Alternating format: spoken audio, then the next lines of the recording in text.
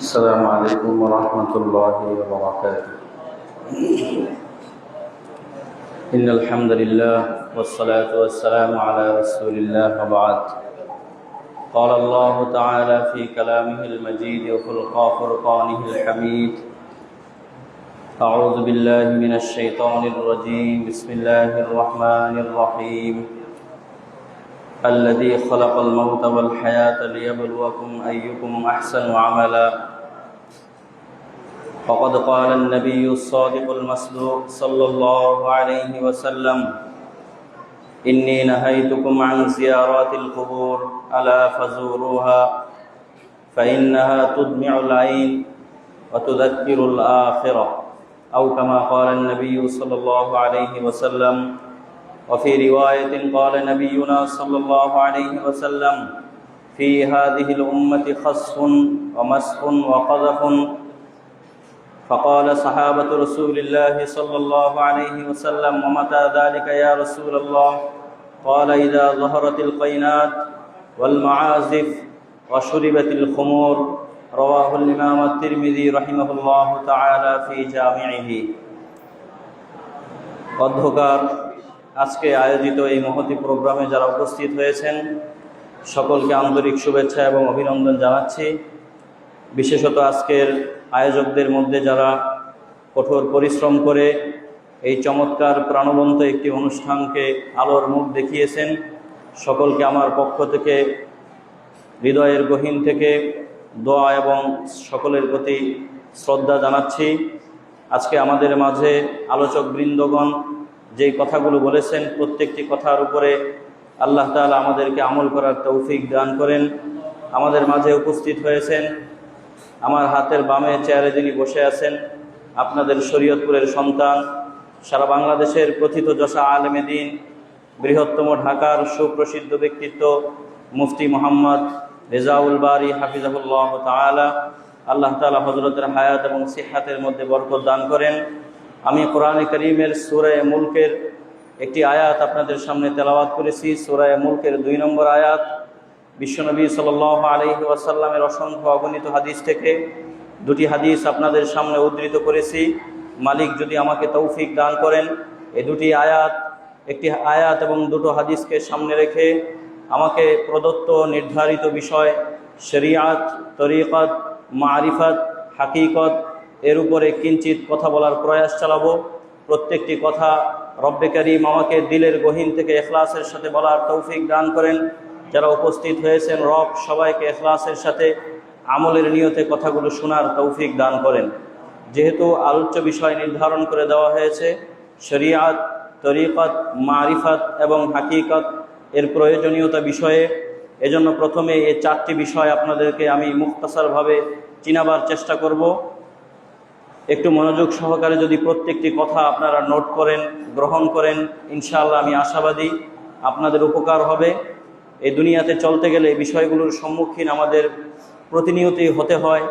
বিশেষ করে শরীয়তপুর, জাজিরা, মাদারীপুর এই সংলগ্ন এলাকাতে যারা বসবাস করেন, এই পরিভাষাগুলোর সাথে আমরা অনেকটাই সংশ্লিষ্ট, কিন্তু কোরআন হাদিসে সরাসরি এগুলো সম্পর্কে তেমন কোনো আলোচনা নেই। তবে এগুলো সুফিদের, বুজুর্গদের এবং আল্লাহর ওয়ালি পীরদের পরিভাষা। তবে পরিভাষাগুলো বুজুর্গদের বানানো হলেও কোরআন হাদিসের সাথে এর দূরবর্তী সম্পর্ক এবং এগুলোর মাধ্যমে কোরআন হাদিস পর্যন্ত পৌঁছা সম্ভব। প্রিয় ভাই ও বন্ধুগণ, প্রথমেই আপনাদেরকে একটা মিসাল দিচ্ছি। হযরতে শায়েখ শিহাবুদ্দিন সাহরাওয়ার্দী রহমতুল্লাহ আলাইহি, যিনি তরিকতের অনেক বড় ইমাম ছিলেন, 632 হিজরিতে যিনি ইন্তেকাল করেছেন, তার দিকে নিসবত করে একটি গ্রন্থের নামকরণ করা হয়েছে। তিনি সেই গ্রন্থের মধ্যে বলেছেন, এবং বিশেষ করে শেখ আব্দুল কাদের জিলানী রহমতুল্লাহ আলাইহির দিকে একটি গ্রন্থের নিসবত করা হয় সিররুল আসরার। এই গ্রন্থের 33 নম্বর পৃষ্ঠায় উল্লেখ আছে যে আশ-শরীআতু শাজারাতুন ওয়াত তরিকাতু আগসানুহা ওয়াল মারিফাতু আওরাকুহা ওয়াল হাকিকাতু আসমারুহা। খুব ভালো করে শুনেন যে একটি গাছ, এই গাছের মধ্যে 4টি জিনিস থাকে। 1 নম্বর ঠাই যে গাছটা দাঁড়িয়ে থাকে, এটা হলো প্রথম বিষয়। 2 নম্বরে এই গাছের কিছু ডাল থাকে, শাখা প্রশাখা থাকে। 3 নম্বরে এই গাছের কিছু পাতা থাকে। আর 4 নম্বর হচ্ছে এই গাছের কিছু ফল ফলাদি থাকে। কি বলেন, ঠিক না? অতএব হযরতে শেখ আব্দুল কাদের জিলানী রহমতুল্লাহ আলাইহি বলেন, শরীয়ত হচ্ছে গাছের মতো। শরীয়ত হচ্ছে কিসের মতো? গাছের মতো। আর তরিকত হচ্ছে এই গাছের ডালের মতো। মারিফত হচ্ছে ওই গাছের পাতার মতো। 4 নম্বর হাকিকত হচ্ছে ওই গাছের ফলের মতো। তাহলে বলেন তো, একটা গাছ স্বয়ং সম্পূর্ণ হতে হলে, একটা গাছ তার ব্যক্তিত্ব, একটা গাছ তার অবস্থানকে যদি মানুষের সামনে ফোটাতে চায়, তাহলে যেমনইভাবে এই গাছকে সোজা দাঁড়িয়ে থাকতে হয়, নিজের উপরে ভর করে পরনির্ভরশীল না হয়ে যেমন দাঁড়িয়ে থাকতে হয়, ওই গাছের কিছু ডালপালার প্রয়োজন হয়, ওই গাছের কিছু পাতার প্রয়োজন হয়, এবং ওই গাছের কিছু ফল ফলাদির প্রয়োজন হয়। যদি এই প্রত্যেকটা বিষয়ে গাছের মধ্যে বিদ্যমান থাকে, তাহলে ওই গাছকে বলা হয় স্বয়ং সম্পূর্ণ। ওই গাছকে মানুষ যত্ন করে, ওই গাছের নিচে মানুষ পানি প্রদান করে, ওই গাছের জন্য মানুষ প্রয়োজনে তার বাড়িকে দেয়াল এবং আবরণ দিয়ে পুরো বাড়িকে বেষ্টন করার চেষ্টা করে। একটা গাছ যেমন তার শাখা প্রশাখা ছাড়া, তার পাতা ছাড়া, তার ফল ফলাদি ছাড়া নিজে কোনোদিন স্বয়ং সম্পূর্ণ হতে পারে না, পরিপূর্ণ মাত্রায় পৌঁছতে পারে না, ঠিক তেমনিভাবে তরিকত, মারিফত, হাকিকত এই তিনোটা পরিপূর্ণ হতে পারে না যতক্ষণ এগুলোর সাথে শরীয়ত সংমিশ্রিত না হয়, এগুলোর সাথে শরীয়ত না মিলে। বোঝা গেল শরীয়ত পরিপূর্ণ হওয়ার জন্য মারিফতের প্রয়োজন হয়, মারিফত পরিপূর্ণ হওয়ার জন্য হাকিকতের প্রয়োজন হয়, হাকিকত পরিপূর্ণ হওয়ার জন্য তরিকতের প্রয়োজন হয়। এর একটা আরেকটা ছাড়া কোনোদিন পরিপূর্ণ হতে পারে না। ঠিক কিনা বলেন? শায়েখ শিহাবুদ্দিন সাহরাওয়ার্দী রহমতুল্লাহ আলাইহি আওয়ারিফুল মাআরিফ গ্রন্থের মধ্যে বলেন, আশ-শরীআতু কাল-লাবান ওয়াল মারিফাতু কাজ-জুবদা।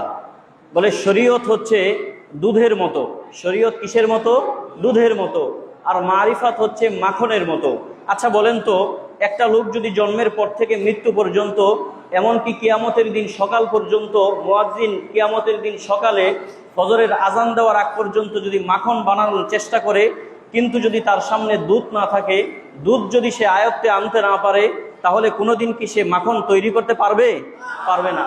বোঝা গেল দুধ যেমন, মাখন যেমন অস্তিত্বে আসতে হলে দুধের মুখাপেক্ষী, যেমনইভাবে রুটি অস্তিত্বে আসতে গেলে সে আটার মুখাপেক্ষী, ঠিক তেমনইভাবে মারিফাত অস্তিত্বে আসতে গেলে শরীয়তের মুখাপেক্ষী। মারিফাত কোনোদিন শরীয়ত ছাড়া পরিপূর্ণতায় পৌঁছতে পারে না। ঠিক কিনা বলেন? আমার ভাই ও বন্ধুগণ, এবার আপনাদেরকে আমি একটা মেসাল দেই, একটা বাস্তবসম্মত উদাহরণ দেওয়ার চেষ্টা করি। প্রিয় ভাইয়েরা, আমাদের জীবনের প্রতিটি মর্দে মুসলমান, প্রতিটি মুমিন মুসলমান, মা বোন সহ প্রত্যেকের, আবাল বৃদ্ধ বনিতা প্রত্যেকের অন্তরের মধ্যে একটা খাহেশ, একটা ইচ্ছা, অনুপ্রেরণা আছে যে একবার হলেও বাইতুল্লাহ শরীফ জিয়ারত করব। এখন বলেন, বাইতুল্লাহ শরীফ জিয়ারত করতে গেলে কিছু রুলস এবং রেগুলেশন, কিছু নিয়ম কানুন, এগুলোকে আমাদের অবশ্যই মানতে হয়। মনে চাইলো আর উড়াল দিয়ে বাইতুল্লাহ চলে গেলাম, এটা সম্ভব নয়। প্রথমে আমাদের যে কাজটা করতে হবে সেটা হলো আমাদেরকে একটা পাসপোর্ট করতে হবে। পাসপোর্ট করার জন্য কোনো মুদির দোকানে গেলে কাজ হবে না, পানের দোকানে গেলে কাজ হবে না, চায়ের দোকানে গেলেও কাজ হবে না। পাসপোর্ট করতে গেলে সরকারের যেই অথেন্টিক প্লেস তথা পাসপোর্ট অফিস আছে, আমাদের সবাইকে সেখানে যেতে হবে। তারপরে সেখানের কিছু নিয়ম আছে, ফর্ম পুরা করতে হবে, ছবি তুলতে হবে, ছবি তোলার জায়গায় যেতে হবে, পথ খরচ দিতে হবে, কিছু নির্ধারিত আপনার ফিস তাদেরকে জমা দিতে হবে। এরপরে পুলিশ ভেরিফিকেশন এগুলো লাগবে। যদি এগুলো পরিপূর্ণভাবে করতে পারি, তাহলে আমার একটা পাসপোর্ট আসবে। পাসপোর্ট আসার পরে মনে চাইলো আর চলে গেলাম উড়াল দিয়ে মক্কা নগরীতে, এটাও সম্ভব নয়। যেতে হবে আমাকে সৌদি এম্বাসিতে, সেখানে গিয়ে আমাকে ভিসা সংগ্রহ করতে হবে। সেখানের কিছু নিয়মকানুন আছে, রুলস এবং রেগুলেশন আছে, নিয়ম নীতি আছে, শৃঙ্খলা আছে। এই প্রত্যেকটাকে আমাদের অনুকরণ করতে হবে। তারপরে আমরা আমাদের পক্ষে একটা সিট বরাদ্দ পাবো বিমানে চড়ার জন্য অথবা আপনার নির্ধারিত জায়গায় যাওয়ার জন্য। এরপরে 5252 কিলোমিটার পথ পাড়ি দিয়ে আমাদেরকে বাংলাদেশ বিমানবন্দর থেকে শুরু করে জেদ্দা বিমানবন্দরে গিয়ে আমরা পৌঁছতে পারবো। এই সুদীর্ঘ পথ আমাদেরকে পাড়ি দিতে হবে। জেদ্দা বিমানবন্দরে নামলেই আমরা মক্কা নগরী এই সচক্ষে দেখতে পারবো না, বরং 90 কিলোমিটার পথ পাড়ি দিয়ে মক্কার ইহাতা সীমানার মধ্যে আমাদেরকে ঢুকতে হবে। এই যে অনেকগুলো কাজ শুরু থেকে শেষ পর্যন্ত আমি করলাম, দেখেন আমি আপনাদেরকে বোঝাচ্ছি। প্রথমে যে কাজটা করেছি, পাসপোর্ট সংগ্রহ করেছি, ভিসা সংগ্রহ করেছি, টিকিট সংগ্রহ করেছি। নির্ধারিত টিকিটের বিনিময়ে আমি আমার উড়োজাহাজ অথবা বিমানে আরোহণ করেছি। এই যে কাজটা করেছি, এই কাজটা কেমন যেন শরীয়তের মতো। এই কাজটা কেমন যেন কিসের মতো? শরীয়তের মতো। এরপরে যখন আমি বিমানে উঠলাম, উঠার পরে এই 5252 কিলোমিটার অথবা 5500-এর থেকেও বেশি পথ আমি পাড়ি দিলাম। এটা হলো তরিকত। এটা হলো কি? তরিকত। 3 নম্বর বিষয় হচ্ছে, ওই জেদ্দা বিমানবন্দর থেকে আমাকে মক্কা মুকাররমা পর্যন্ত পৌঁছার জন্য একটা হৃদয়ের উচ্ছ্বাস, আবেগ, অনুভূতি যে কখন মক্কা দেখব, মক্কার দৃশ্য দেখে কখন হৃদয়ের গহীনে আনন্দ উদযাপন করব। এই যে একটা তামান্না, আশা, আকাঙ্ক্ষা, মক্কার প্রতি দরদ এবং মহাব্বত, এটা হলো হাকিকত।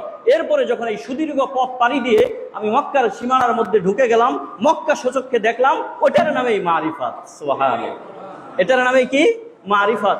বোঝা গেল আমাকে এই 4টি বিষয়ের প্রয়োজন হবে যদি আমি হজ করতে চাই। কিন্তু এর কোনো একটা বাদ দেই, আপনারা সচেতন নাগরিক জনগণ হিসাবে বলেন, তাহলে আমার ভাগ্যে কি কোনোদিন হজ জুটবে? কথা বলেন। কোনো একটা যদি এর বাদ দেই, ভিসা পাসপোর্ট যদি আমার কানেকশন না হয়, যদি আমি বিমানে আরোহণ না করি, জেদ্দা থেকে মক্কা পর্যন্ত আমি না যাই, তাহলে আমার কি ভাগ্যে হজ করা সম্ভব? সম্ভব নয়। বোঝা গেল চলতে গেলেই 4টার প্রয়োজন হবে। আমার ভাই ও বন্ধুগণ, আমার আল্লাহ রাব্বুল আলামিন কোরআনে কারীমের যেই প্রথম সূরা নাজিল করেছেন, আলহামদুলিল্লাহ, বিসমিল্লাহির রহমানির রহিম, আলহামদুলিল্লাহি রাব্বিল আলামিন, এর থেকে শুরু করে গায়রিল মাগদুবি আলাইহিম ওয়ালাদ-দাল্লিন, এই 7 আয়াতের মধ্যে যেমনইভাবে শরীয়তের আলোচনা করেছেন, মারিফাতের আলোচনা করেছেন, তরিকতের আলোচনা করেছেন, হাকিকতের আলোচনা করেছেন, রব কোরআনে কারীমের প্রথম 3 আয়াতের মধ্যে বলেন আলহামদুলিল্লাহি রাব্বিল আলামিন, আল্লাহর পরিচয়। দ্বিতীয় আয়াত আর রহমানির রহিম, আল্লাহকে তিনি দয়াময়, অসীম দয়ালু।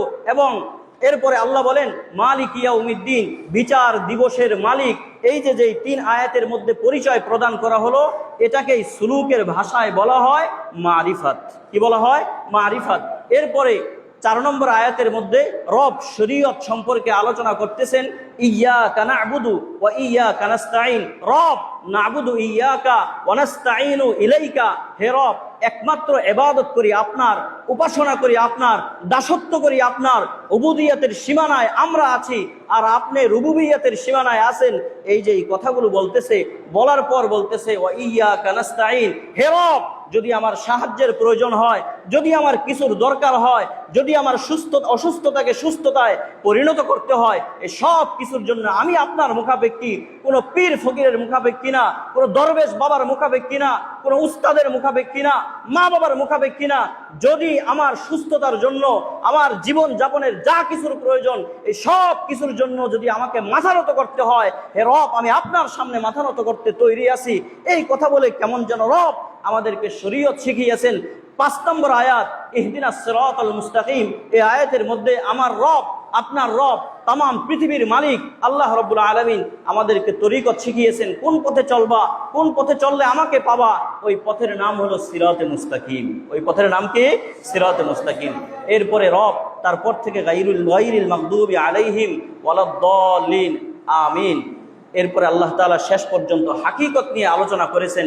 প্রিয় ভাই ও বন্ধুগণ, এই যে সংক্ষিপ্ত কিছু কথা আপনাদের সামনে তুলে ধরলাম, আপনার কাছে কি মনে হয় যে শরীয়ত এটা হাকিকত ছাড়া, মারিফাত, হাকিকত, তরিকত, এগুলো কোনোদিন শরীয়ত ছাড়া সম্ভব? বলেন।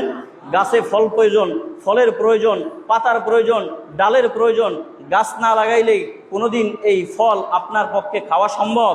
আপনি রুটি বানিয়ে খাবেন, কিন্তু আটাই আপনার কাছে নাই, তাহলে সেই রুটি কোনোদিন আপনার ঘরে ঢুকবে? বলেন। বোঝা গেল এই একটা আরেকটার প্রতি মুখাপেক্ষী। মাখন যেমন দুধের প্রতি মুখাপেক্ষী, ঠিক তেমনিভাবে মারিফাত এটা শরীয়তের প্রতি মুখাপেক্ষী। অন্যথায় কোনোদিন শরীয়তেই যদি কারো মধ্যে না থাকে, মারিফাত কোনোদিন তার অর্জিত হতে পারে না। অতএব আমার ভাই ও বন্ধুগণ, এবার খুব মনোযোগ সহকারে শুনেন। কোরআনে কারীমের মধ্যে আপনার রব আমার রব শরীয়তের কিছু বিধান দিয়েছেন। কোরআনটা খুলে দেখেন, কোরআনে কারীমের সূরা বাকারা এর 183 নম্বর আয়াতের মধ্যে রব কত চমৎকার ভাবে আপনার আমার উপরে রোজাকে ফরজ করেছেন। রব বলেন, কুতিবা আলাইকুমুস সিয়াম কামা কুতিবা আলাল্লাযীনা মিন ক্বাবলিকুম লাআল্লাকুম তাত্তাকুন, তোমাদের উপরে রোজাকে ফরজ করে দেওয়া হয়েছে। এরপরে আল্লাহ রাব্বুল আলামিন সূরা নিসা এর 103 নম্বর আয়াতের মধ্যে বলেন, ইন্নাস সালাতা কানাত আলাল মুমিনিনা কিতাবাম মাওকুতা, নামাজকে মুসলমানদের উপরে ফরজ করে দেওয়া হয়েছে। এই আয়াতে আল্লাহ তাআলা আমাদের উপরে নামাজকে ফরজ করেছেন। এরপরে সূরা বাকারার শেষের দিকে এক আয়াতের মধ্যে রব বলেন, ইয়াসআলুনাকা আনিল খামরি ওয়াল মাইসির কুল ফীহিমা ইসমুন কাবীর। আল্লাহ তাআলা রাসূলুল্লাহ সাল্লাল্লাহু আলাইহি ওয়াসাল্লামকে বলেন, ও রাসূল, আপনাকে মানুষ জিজ্ঞেস করবে মদ খাওয়া জায়েজ কিনা, এরপরে জিজ্ঞেস করবে জুয়া খেলা জায়েজ কিনা, আপনি বলে দিন ফীহিমা ইসমুন কাবীর, এগুলো মারাত্মক গুনাহের কাজ। এই আয়াতের মাধ্যমে আল্লাহ তাআলা জুয়া খেলা এবং মদ খাওয়াকে হারাম ঘোষণা করেছেন। সূরা আহজাব 33 নম্বর আয়াত খুলে দেখেন, রব বলছেন, ওয়াকারনা ফী বুয়ুতিকুন্না, ও মুসলমান নর নারীরা ঘরের মধ্যে থাকো, বেপরদার সহিত বের হইও না। এরপরে সূরা আহজাব 59 নম্বর আয়াতের মধ্যে রব বলছেন, ইয়া আইয়ুহান নাবিয়্যু কুল লি আজওয়াজিকা ওয়া বানাতিকা ওয়া নিসাইল মুমিনিনা ইউদনিনা আলাইহিন্না মিন জালাবিবিহিন্না যালিকা আদনা ইউরাফনা ফালা ইউযাইন।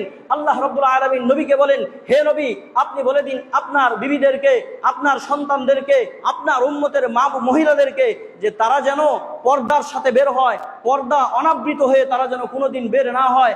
ও আমার ভাইয়েরা, এরপরে সূরা বাকারার আরেক আয়াতের মধ্যে 43 নম্বর আয়াতের মধ্যে রব বলেন, ওয়া আকিমুস সালাহ ওয়া আতুজ যাকাত ওয়ারকাউ মা'আর রাকিঈন। এই আয়াতের মধ্যে রব বলেন, নামাজ পড়ো, যাকাত দাও এবং রুকুকারীদের সাথে রুকু করো।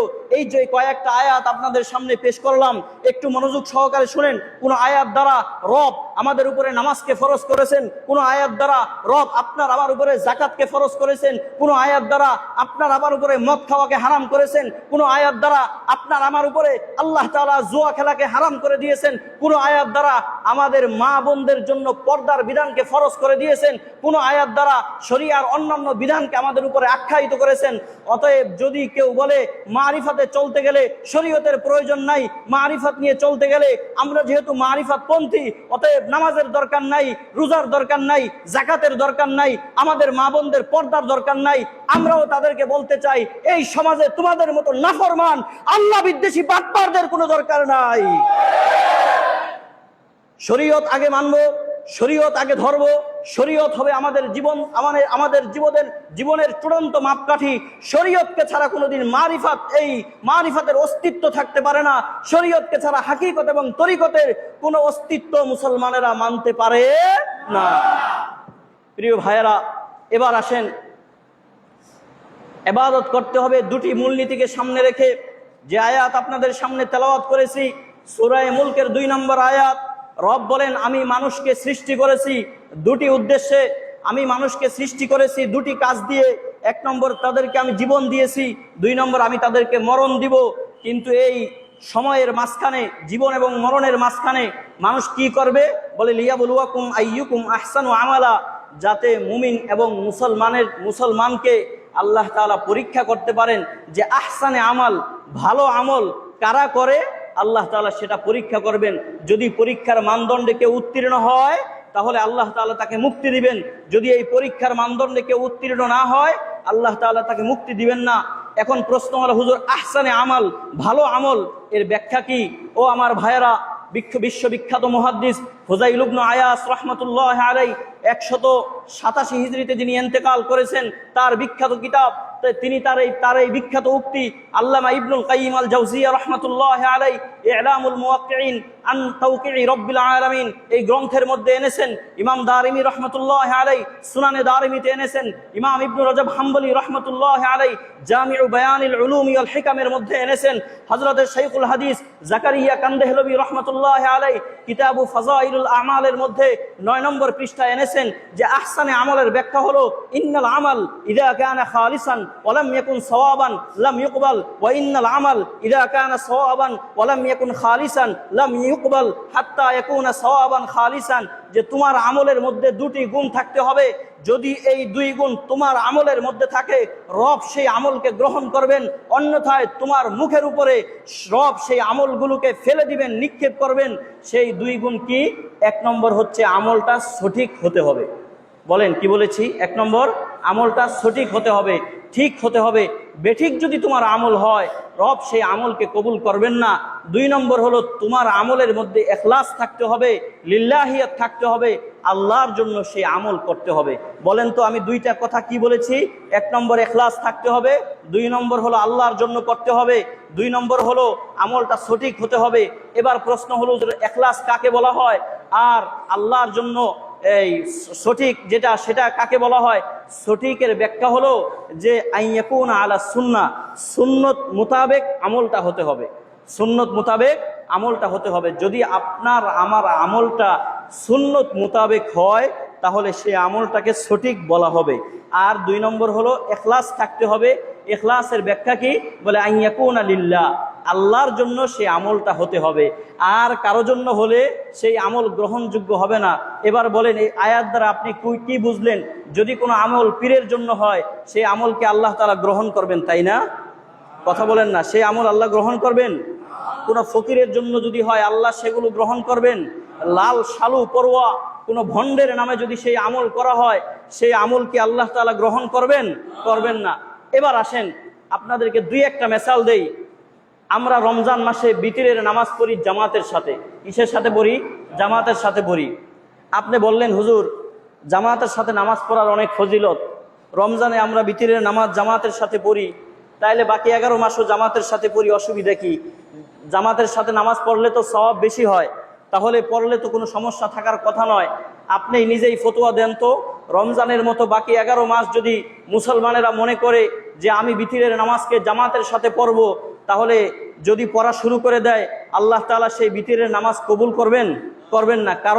কারণ হলো আপনার নামাজ তো ঠিক আছে, নামাজ তো বিতিরের নামাজ তাও ঠিক আছে, 3 রাকাত পড়েছেন তাও ঠিক আছে, দোয়ায়ে কুনুত করেছেন তাও ঠিক আছে, কিন্তু বিশ্বনবী সাল্লাল্লাহু আলাইহি ওয়াসাল্লামের সুন্নত মোতাবেক আপনার সেই আমল হয় নাই, আপনার সেই আমল হয় নাই। 2 নম্বর, ইবনে মাজাহ শরীফের 3127 নম্বর হাদিস। কয়দিন আগে আমরা কুরবানি করলাম, হযরত যায়েদ ইবনে আরকাম রাদিয়াল্লাহু তাআলা আনহু থেকে এই হাদিস বর্ণিত। সাহাবা একরাম প্রশ্ন করলেন, ইয়া রাসূলুল্লাহ মা হাদিহিল আদাহি, এই কুরবানি কি? বলে সুন্নাতু আবিকুম ইব্রাহিম, এগুলো তোমাদের পিতা ইব্রাহিম আলাইহিস সালামের সুন্নত। বলে ইয়া রাসূলুল্লাহ ফামা লানা ফিহা, এই সুন্নত যদি আমরা করি, ইব্রাহিম আলাইহিস সালাতু ওয়াস সালামের সুন্নত আমরা করলে আমাদের কি লাভ হবে? বিশ্বনবী সাল্লাল্লাহু আলাইহি ওয়াসাল্লাম বললেন, বিকুল্লি শাআরাতিন হাসানা, প্রত্যেকটা পশমের বিনিময়ে আল্লাহ তোমাকে একটি করে নেকি দান করবে। বলে ফাসুফু ইয়া রাসূলুল্লাহ, তাহলে ভেড়া, যেই ভেড়ার আগাগোড়া পশম দিয়ে ভরা, এমন ভেড়াও যদি আমরা কুরবানি করি, ভেড়ার পশমের বিনিময়ে আল্লাহ কি আমাদেরকে নেকি দান করবেন? রসুল বললেন যে বিকুল্লি শাআরাতিন মিনাস সুফি হাসানা, ভেড়ার প্রত্যেকটা পশমের বিনিময়ে আল্লাহ তাআলা তোমাকে একটা একটা করে নেকি দান করবেন। আচ্ছা বলেন তো, এই কুরবানি করে এত সওয়াবের কাজ, কিন্তু যদি কুরবানির যে নির্দিষ্ট 3 দিন 10, 11 এবং 12 জিলহজ, এই 3 দিনের বাইরে যদি অন্য কোনো সময় আপনি কুরবানি দেন, আল্লাহ তাআলা প্রত্যেকটা পশমের বিনিময়ে আপনাকে নেকি দিবেন? দিবেন না। 7 শরীকে বড় পশুতে কুরবানি করা জায়েজ। তিরমিজি মুসলিম শরীফের 1318 নম্বর হাদিস। রসুল বলেন 7 জন পর্যন্ত করা যাবে। এখন কোনো পশুতে, বড় পশুতে যদি 8-10 জন মিলে কুরবানি দেন, সেই কুরবানির বিনিময়ে এই সওয়াব পাবেন না। কারণ হলো এগুলো রসুলের আদর্শ মোতাবেক হয় নাই, রসুলের সুন্নত মোতাবেক হয় নাই, রসুলের সুন্নত মোতাবেক হয় নাই। বোঝা গেল আপনার আর আমার সব আমলগুলো রসুলের সুন্নত মোতাবেক হতে হবে আর আল্লাহ তাআলার জন্য হতে হবে। এর বাইরে যত উদ্দেশ্যে আমরা আমাদের আমল করি কোনো লাভ হবে না, এগুলোর কোনো ফায়দা হবে না। রসুল সাল্লাল্লাহু আলাইহি ওয়াসাল্লাম 40 বছর বয়সে প্রাতিষ্ঠানিকভাবে তিনি নবুয়ত লাভ করেছিলেন। কত বছর বয়সে? 40 বছর বয়সে। 40 বছরের আগ পর্যন্ত তৎকালীন দুনিয়ায় মানুষ কিছু শিরিক এবং বেদাতের মধ্যে নিমজ্জিত ছিল। বিশেষ করে তারা যেই বেদাতগুলো করত সেগুলো হলো কবর কেন্দ্রিক। কি কেন্দ্রিক? কবর কেন্দ্রিক। কবরকে ঘিরে কবরের সামনে গিয়ে সিজদা করত, কবরের কাছে গিয়ে বাচ্চা চাইতো, যার ছেলের প্রয়োজন ছেলে চাইতো, মেয়ের প্রয়োজন মেয়ে চাইতো, কবরের সামনে যদি কোনো বটগাছ থাকে, বটগাছের এক একটা পাতায় একটা করে লাল শালু বাঁধতো, আর বিভিন্ন জিনিস তার কাছে তামান্না করত যে তুমি আমাকে, আমার ছেলের চাকরি হয় না, চাকরির ব্যবস্থা করে দাও। কেউ বলতো আমার ছেলের চাকরি হয়েছে, ঠিকমতো বেতন পায় না, বেতনের ব্যবস্থা করে দাও। নানান ধরনের কুসংস্কৃতি, অপসংস্কৃতি, শিরিক এবং বেদাত তৎকালীন দুনিয়ায় প্রবাহমান ছিল। বিশ্বনবী সাল্লাল্লাহু আলাইহি ওয়াসাল্লাম এজন্য তখন মুসলমানদেরকে কবর জিয়ারত করা নিষেধ করে দিয়েছিলেন, যে না, এখন যদি কবর জিয়ারতের লাইসেন্স দেওয়া হয়, কবর জিয়ারতের অনুমতি দেওয়া হয়, তাহলে আমার উম্মতেরা গিয়েও কবরের সামনে সিজদা করবে। দীর্ঘদিন পর্যন্ত এই আমল বরবত ছিল। কবরের সামনে কোনো ইবাদত, কবরের সামনে গিয়ে মুনাজাত করা পর্যন্ত রাসূল অনুমতি দেন নাই। কারণ কেন দেন নাই? কারণ আগের জমানার মানুষ কবর কেন্দ্রিক শিরিক এবং বেদাতের সাগরে নিমজ্জিত ছিল। রাসূল এই আমলকে অফ রেখেছেন। মুসনাদুল ইমাম আহমদ ইবনে হাম্বল এর 13,487 নম্বর হাদিসের মধ্যে উল্লেখ আছে, রাসূল বলেন, আলা ফাজুরুহা, ও মুসলমান, তোমরা বিষয়টা বুঝতে পারছো যে সিজদার একমাত্র উপযুক্ত কে? আল্লাহ। এক দাসত্বের একমাত্র উপযুক্ত কে? আল্লাহ। আল্লাহ ছাড়া আর কেউ দাসত্বের উপযুক্ত নাই। অতএব তোমরা এখন যদি তোমাদেরকে কবর জিয়ারতের অনুমতি দেওয়া হয়, তাহলে তোমরা এই শিরিক করবা না। এখন কবর জিয়ারত করো, আলা ফাজুরুহা, এখন কবর জিয়ারত করো, ফাইন্নাহা তুযাক্কিরুল আখিরা, কারণ কবর যত বেশি জিয়ারত করা হবে, আখিরাতের কথা তত বেশি স্মরণ হবে। অতুরিকুল কলবা, কবর জিয়ারত তোমার কলবকে বিগলিত করবে। অতুদমিউল আইনা, আর তোমার চোখ থেকে অশ্রু প্রবাহিত হবে, তোমরা কান্নাকাটি করবে। এজন্য কবর জিয়ারত করো। প্রিয় ভাই ও বন্ধুগণ, এবার সর্বশেষ একটা কথা বলেই শেষ করে দিব। আপনারা দীর্ঘ সময় আলোচনা শুনেছেন, এখন সুদীর্ঘ কথা বলতে গেলে আপনারা বিরক্ত হয়ে যাবেন। আর মাত্র 5 থেকে 6 মিনিট সময় আমাকে দিবেন আপনারা, অন্যথায় শেষ করে দেই। 5 থেকে 6 মিনিট সময় দিবেন? তাহলে বলি, অন্যথায় শেষ করে দেই। একটা কথা বলে শেষ করে দিচ্ছি। প্রিয় ভাইয়েরা, সিজদার উপযুক্ত একমাত্র আল্লাহ তাআলা। পৃথিবীতে যদি আল্লাহ তাআলা ছাড়া অন্য কেউ সিজদার উপযুক্ত হতো, তাহলে কে হতো বলেন তো? নবীজি সাল্লাল্লাহু আলাইহি ওয়াসাল্লাম নিজেই হতেন। কারণ এই আসমানের নিচে, জমিনের উপরে সবচেয়ে শ্রেষ্ঠ ব্যক্তির নাম কি? মুহাম্মদ সাল্লাল্লাহু আলাইহি ওয়াসাল্লাম। এবার আসেন তো, রাসূল সাল্লাল্লাহু আলাইহি ওয়াসাল্লাম নিজে তাকে সিজদা দেওয়ার ব্যাপারে কি বলেন? রাসূল সাল্লাল্লাহু আলাইহি ওয়াসাল্লাম বলেন, লা তুতরুনি কামা আতরাতিল ইয়াহুদ কামা আতরাতিন নাসারা। রাসূল সাল্লাল্লাহু আলাইহি ওয়াসাল্লাম বুখারীর হাদিসের মধ্যে বলেন, আমারে তোমরা এত প্রশংসা কইরো না যেমন প্রশংসা ইহুদিরা করছে, নাসারারা করছে। ইহুদি নাসারা কেমন প্রশংসা করছে তার নবীদের? কোরআনে কারীমের এই কথার জ্বলন্ত প্রমাণ দেয় সূরা তাওবা 30 নম্বর আয়াতের মধ্যে রব্বুল আলামিন বলেন, ওয়াকালাতিল ইয়াহুদু উযাইরুন ইবনুল্লাহ ওয়াকালাতিন নাসারা আল মাসীহ ইবনুল্লাহ। ইহুদিরা বলে যে উযাইর আল্লাহর পুত্র, আর নাসারারা বলে হযরত ঈসা আলাইহিস সালাতু ওয়াস সালাম আল্লাহর পুত্র। আচ্ছা, এরা নবী, যদি নবী হিসেবে তাদেরকে মর্যাদা দিত তাহলে কোনো অন্যায় ছিল না। কিন্তু নবীর নবুয়তকে তারা উপরে উঠাতে উঠাতে আল্লাহর সন্তান বানিয়ে ফেলেছে। অতএব ও আমার উম্মত, তোমরা আমার এমন প্রশংসা করিও না যেই প্রশংসা কোরআন হাদিস স্বীকৃতি দেয় না। প্রিয় ভাইয়েরা, এরপরে রাসূল বদদুয়া করেন আল্লাহর ভাষায়, লানাল্লাহুল ইয়াহুদ ওয়ান নাসারা ইত্তাখাযু কুবুর আমবিয়াইহিম মাসাজিদ, যে আল্লাহ তাআলা ইহুদি এবং নাসারাদের উপরে লানত, অভিশাপ বর্ষণ করেছেন, কারণ তারা তাদের নবীদের কবরকে সিজদার জায়গা বানিয়ে ফেলেছে। এদের উপরে লানত করেছেন কে? আল্লাহ তাআলা নিজে। এবার আসেন, রাসূল সাল্লাল্লাহু আলাইহি ওয়াসাল্লামের হাদিস বলে, মেশকাতের মধ্যে এই হাদিস আছে। প্রিয় ভাইরা, রাসূল সাল্লাল্লাহু আলাইহি ওয়াসাল্লাম একবার মুহাজির এবং আনসারদের একটা দলের সাথে ছিলেন। হঠাৎ করে ফাজা বাইরুন ফাসাজাদালাহ, একটা উট এসে রসুলকে সিজদা করলো। সাহাবায়ে কেরাম তখন বলে ফেললো, ইয়া রাসূলুল্লাহ, ইয়াসজুদু লাকাল বাহায়েম ওয়াল আশজার, চতুষ্পদ প্রাণী আপনাকে সিজদা করে, আপনাকে গাছ পর্যন্ত সিজদা করে। যদি তারাই আপনাকে সিজদা করতে পারে, তাহলে আমরা তো আপনাকে আরো আগেই সিজদা করতে পারি। রাসূল সাল্লাল্লাহু আলাইহি ওয়াসাল্লাম বললেন, উ'বুদু রাব্বাকুম, একমাত্র ইবাদত করবে আল্লাহর, আল্লাহকে ছাড়া আর কারো ইবাদত করবে না। কি বলেন, রাসূল কি তার নিজেকে সিজদা দেওয়ার অনুমতি দিয়েছেন? দেন নাই। 2 নম্বর হাদিস। প্রিয় ভাইয়েরা, বুখারী তিরমিজির মধ্যে হাদিস আছে। রাসূল সাল্লাল্লাহু আলাইহি ওয়াসাল্লামের সাহাবী কায়েস ইবনে সাআদ রাদিয়াল্লাহু তাআলা আনহু বলেন, একবার আমি হিরা এলাকায়, হিরা একটা জায়গার নাম, সেখানে গেলাম, গিয়ে দেখলাম যে ফারাআইতুহুম ইয়াসজুদুনা লিমারজাবানিন লাহুম, তারা দেখি তাদের নেতাদেরকে সিজদা করে। হীরার মানুষ তাদের নেতাদেরকে কি করে? সিজদা করে। আমি সোজা এই দৃশ্য দেখে রসুলের কাছে আসলাম, ইয়া রাসূলুল্লাহ, এই আসমানের নিচে জমিনের উপরে সবচেয়ে বড় নেতা এবং লিডার হলেন আপনি। অতএব যদি সিজদা করার অনুমতি থাকে আমাদেরকে একটু অনুমতি দেন, আমরা আপনাকে সিজদা করব। রাসূল সাল্লাল্লাহু আলাইহি ওয়াসাল্লাম বললেন, ও আমার সাহাবীরা, যদি আমি মৃত্যুবরণ করি, আমাকে কবরস্থ করা হয়, তুমি কি আমার কবরে সিজদা করবা? সাহাবী বললেন না। তখন রাসূল আরো সতর্ক করলেন, লা তাফআলু, খবরদার কোন সময় আমার কবরে তুমি সিজদা করবা না। এরপরে বললেন, লাউ কুনতু আমিরান লি আহাদিন আন ইয়াসজুদা লি আহাদিন, যদি আমি কাউকে সিজদা করার, এই পৃথিবীতে কাউকে সিজদা করার অনুমতি দিতাম, তাহলে লা আমারতু নিসা আন ইয়াসজুদনা লি আজওয়াজিহিন্না, মহিলাদেরকে আদেশ দিতাম তারা যেন তাদের স্বামীদেরকে সিজদা করে, তারা যেন তাদের স্বামীদেরকে সিজদা করে। বোঝা গেল আমি রসুল কাউকে সিজদা করার পারমিশন দেই নাই। সিজদা যদি করতে হয় তাহলে একমাত্র আল্লাহ তাআলাকে করতে হবে। আল্লাহ ছাড়া পৃথিবীর আর কাউকে সিজদা করা জায়েজ নাই। জায়েজ তো নাই, যদি কেউ কোনো গায়রুল্লাহর সামনে ইবাদতের নিয়তে 1 সেকেন্ডের জন্য মাথা ঝুলায়, সাথে সাথে সে বেঈমান এবং কাফের হয়ে যাবে, ঠিক কিনা বলেন? সাথে সাথে তার ঈমান খতরায় পড়ে যাবে, ঈমান ধ্বংস হয়ে যাবে, সে বেঈমান হয়ে যাবে। হিন্দু বৌদ্ধ ইহুদিরা যেমন কাফের, এই ব্যক্তি গায়রুল্লাহকে সিজদা করার সাথে সাথে সে তেমনই কাফের হয়ে যাবে। তার কুফরি এবং হিন্দু বৌদ্ধদের কুফরির মধ্যে কোনো ব্যবধান থাকবে না। এবার আমাদের এই মারিফাতি ভাইয়েরা বলতে চায় যে হুজুর, এগুলো যা বললেন এগুলো শরীয়তের কথাবার্তা।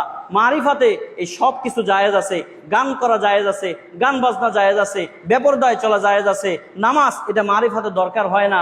কারণ মারিফাত অর্থ হলো মনে মনে করা, নামাজ আমরা মনে মনে পড়ি। এরকম মারিফাতপন্থী 2-4টাকে ধরে গাছের মধ্যে বেঁধে রাখবেন আর খাবার দেওয়া থেকে বিরত থাকবেন।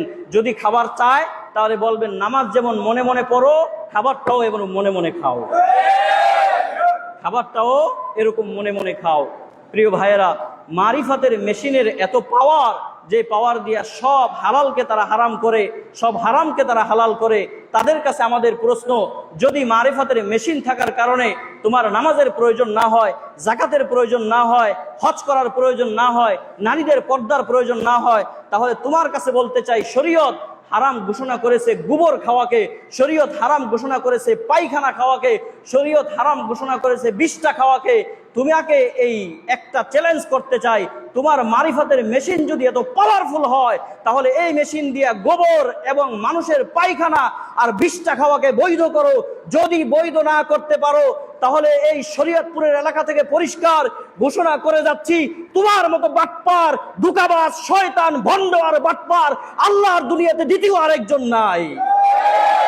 তুমি সবচেয়ে বড় বাটপার। কারণ এই মারিফাতের দোহাই দিয়ে তুমি মানুষকে শরীয়তের নামাজ এবং রোজা, হজ এবং যাকাত থেকে বিরত থাকার মিশনে নেমেছো। আসলে তোমাদের উদ্দেশ্য হলো শরীয়তের পথ থেকে মানুষকে চ্যুত করে, বিচ্যুত করে, তারপরে মানুষের দিলের মধ্যে ধ্বংসের বিষ বাষ্প এঁটে দিয়ে শরীয়ত থেকে মানুষকে সরিয়ে তারপরে মানুষকে গুমরাহ করা, বেঈমান বানানোর এক নিকৃষ্ট মিশন নিয়ে এই দেশে তোমরা কাজ করে যাচ্ছ। ইনশাআল্লাহ শরীয়তপুরের মানুষ সতর্ক হয়েছে, শরীয়তপুরের এই অঞ্চলের মানুষ সোচ্চার হয়েছে। ভবিষ্যতে তোমাদের কোনো অপতৎপরতা, অপসংস্কৃতি, শরীয়তের নামে, মারিফাতের নামে গুমরাহি, এগুলো এই সমাজের মানুষ আর 1 সেকেন্ডের জন্য বরদাস্ত করবে না, ঠিক কিনা বলেন? যাই হোক, কিছু কথা আপনাদের সামনে শরীয়ত, তরিকত, মারিফাত এবং হাকিকত বিষয়ে বলার চেষ্টা করলাম। যেই কথাগুলো বলেছি, বলনেওয়ালা, শুননেওয়ালা প্রত্যেককে আল্লাহ তাআলা আমল করার তৌফিক দান করেন। ওমা আলাইনা ইল্লাল বালাগ। এখনই মোনাজাত হয়ে যাবে, মোনাজাত পরিবেশন করবেন আমাদের শ্রদ্ধেয় হযরতুল আল্লাম মাওলানা মুফতি রেজাউল বারী সাহেব। ইনশাআল্লাহ অল্প সময় মোনাজাত হবে, এরপরেই আমরা আমাদের